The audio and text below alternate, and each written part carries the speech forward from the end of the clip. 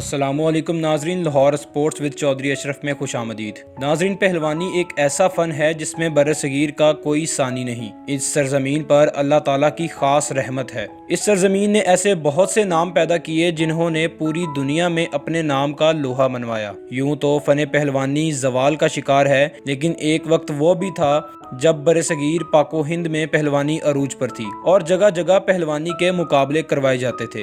یہ وہ دور تھا جب برصغیر میں ریاستی نظام قائم تھا اور ہر ریاست کا اپنا حاکم ہوتا تھا۔ ہم بات کر رہے ہیں 1878 کی، جب برصغیر میں فن پہلوانی کو ایک خاص اہمیت حاصل تھی اور ہزاروں کی تعداد میں لوگ پہلوانی کے مقابلے دیکھنے کے لیے آتے تھے۔ اس دور میں ایک پہلوان کے ہاں ایک لڑکے کی پیدائش ہوئی۔ یہ ایک سورج کی مانند تھا جس کے سامنے تمام ستاروں کی روشنی مدھم پڑ گئی۔ یہ ریاست دھتیا کے درباری پہلوان عزیز بخش کا بیٹا نون پہلوان کا نواسا غلام محمد عرف گاما پہلوان تھا، جس کی شہرت نہ صرف اپنی ریاست بلکہ ہندوستان سے پھیلتی ہوئی پوری دنیا تک جا پہنچی۔ گاما پہلوان کو رستم زماں اور رستم ہند کے نام سے بھی جانا جاتا ہے۔ گاما پہلوان فن پہلوانی کا ایک ایسا بے تاج بادشاہ تھا جس نے پوری دنیا میں یہ ثابت کیا کہ اس جیسی طاقت، مردانہ وجاہت اور مہارت کسی کے پاس نہیں۔ ناظرین، جیسا کہ ہم نے آپ کو بتایا کہ یہ وہ دور تھا جن ریاستوں کے راجہ مہاراجہ، جن میں ریاستیں جوناگڑھ، پٹیالہ، حیدرآباد اور اندور شامل ہیں، ان ریاستوں میں فن پہلوانی کو خاص فوقیت حاصل تھی۔ ان ریاستوں میں پہلوانوں کو درباری پہلوان کے طور پر رکھا جاتا تھا اور ان کے ناز نخرے بھی اٹھائے جاتے تھے، جن میں ان کے کھانے پینے کی اشیاء اور ان کی ضروریات زندگی شامل ہیں۔ گاما پہلوان کا والد عزیز بخش بھی اپنی ریاست کا درباری پہلوان تھا۔ گاما ابھی 6 سال کا ہی تھا کہ اس کے والد علالت کی وجہ سے انتقال کر گئے۔ اس کے بعد گاما کی پرورش کا ذمہ ان کے نانا نون پہلوان نے اٹھا لیا۔ ایک مرتبہ گاما پہلوان کے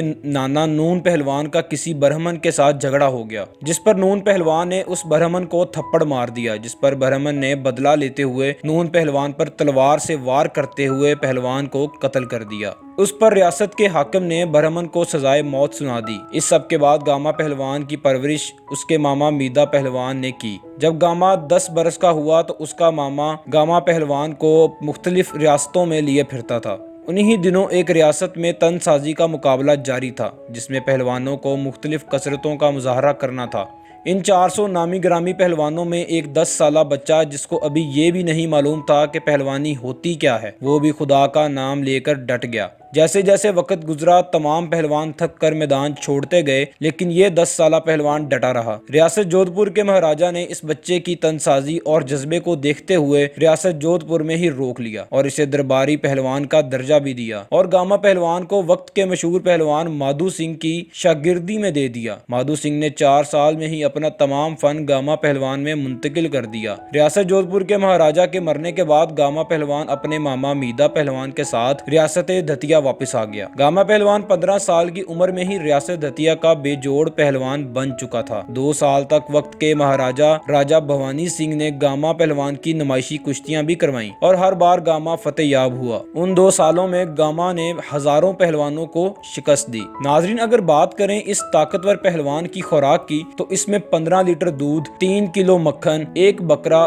دیسی مرغیاں اور 3 پھلوں کی ٹوکریاں شامل ہوتی تھی۔ یہ گاما پہلوان کی ایک دن کی خوراک تھی اور ایکسرسائز میں اکھاڑا کھودنا، 5000 اسکواٹس اور 3000 پش اپس کے علاوہ 40 کے قریب پہلوانوں کے ساتھ زور آزمائی کرنا ان کا روز کا معمول تھا۔ یہاں ایک دلچسپ بات یہ ہے کہ گاما پہلوان 95 کلو کی ایک ڈسک اپنے گلے میں ڈال کر بیٹھکیں لگاتے تھے اور وہ ڈسک آج بھی پٹیالہ کے national institute of sports museum میں موجود ہے۔ گاما پہلوان کا ایک اور مشہور اور ناقابل یقین کارنامہ یہ بھی ہے کہ انہوں نے 1200 کلو بھاری پتھر کو اٹھا کر فضا میں بلند کیا تھا اور وہ پتھر آج بھی باڑودہ میوزیم کی زینت بنا ہوا ہے، جبکہ دور حاضر میں اب تک 505 کلو بھاری پتھر اٹھانے کا ریکارڈ بھی ایک پاکستانی ہی کے نام ہے۔ سن 1901 میں گاما پہلوان کا پہلا مقابلہ خلیفہ غلام محی الدین سے ہوا، جسے موسم کے خراب ہونے کی وجہ سے برابر ٹھہرا دیا گیا۔ नाजरीन, जूनागढ़ पहलवानों का गढ़ था। उस वक्त जूनागढ़ में कुश्ती के मुकाबलों का आगाज हो चुका था। ये जश्न 15 रोज पर मुश्तमिल था, जिसमें हजारों की तादाद में लोगों ने शिरकत की। जूनागढ़ के इस मेले में वक्त के मशहूर और नाकाबिले शिकस्त पहलवान रहीम बख्श ने भी हिस्सा लिया। रहीम बख्श की धाड़ से ही दूसरे पहलवान खौफ में मुब्तला हो जाते थे। गामा पहलवान तमाशाई बनकर रहीम बख्श को देखता रहा। इस 15 रोजा मुकाबलों में रहीम बख्श ने मुतअद्दिद पहलवानों को शिकस्त दी। मुकाबले के आखिरी रोज गामा पहलवान मैदान में उतरा और रहीम बख्श को चैलेंज दिया कि वो उसे हरा कर दिखाए। रहीम बख्श ने इस नौजवान के हौसले को दाद देते हुए चैलेंज कबूल कर लिया। रहीम बख्श बहुत कोशिश करता रहा, लेकिन वो गामा पहलवान को हरा ना सका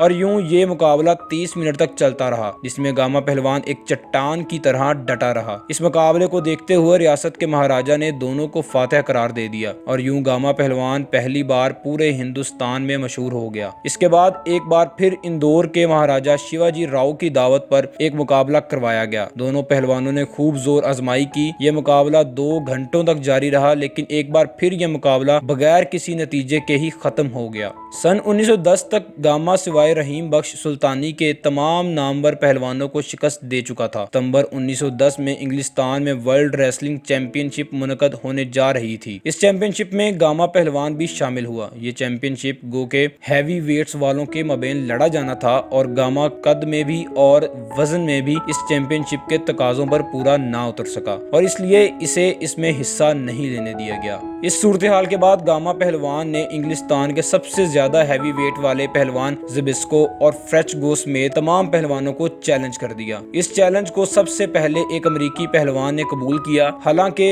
ये पहलवान गामा से 6 इंच ऊंचा और वजन में 34 पाउंड ज्यादा था, लेकिन गामा पहलवान ने इसे 1 मिनट 40 सेकंड में ही ज़ेर कर दिया। 2 दिन के बाद दुनिया के 12 मशहूर नामवर पहलवानों में कोई भी गामा के सामने टिक ना पाया। इस सब सूरत हाल को देखते हुए आने वाले बड़े पहलवान गामा को जादूगर कहने लगे। गामा की इस महारत को देखते हुए उसे चैंपियनशिप में लड़ने की इजाजत दे दी गई। 1910 में वर्ल्ड चैंपियनशिप के टाइटल के लिए गामा और ज़िबिस्को एक दूसरे के मद्दे मुकाबिल हुए। जब मुकाबला शुरू हुआ तो तमाशाइयों ने अजीब मंजर देखा कि गामा पहलवान ने इस हैवी वेट पहलवान ज़िबिस्को को 1 मिनट के अंदर ही पिछाड़ दिया। उसके बाद ज़िबिस्को जमीन पर लेट कर ही गामा का दिफाई तौर पर मुकाबला करता रहा और इस तरह ये मुकाबला 2 घंटे चलने के बाद बगैर किसी नतीजे के ही रोक दिया गया। ज़िबिस्को की इस हरकत पर उसके मद्दाहों ने बहुत गुस्से का इजहार किया। इस मुकाबले के फैसले के लिए 1 हफ्ते के बाद फिर दोनों पहलवानों को मदऊ किया गया, लेकिन ज़िबिस्को इस मैदान में ना आ सका और यूं इस वर्ल्ड चैंपियनशिप का फातिहा गामा पहलवान को करार दिया।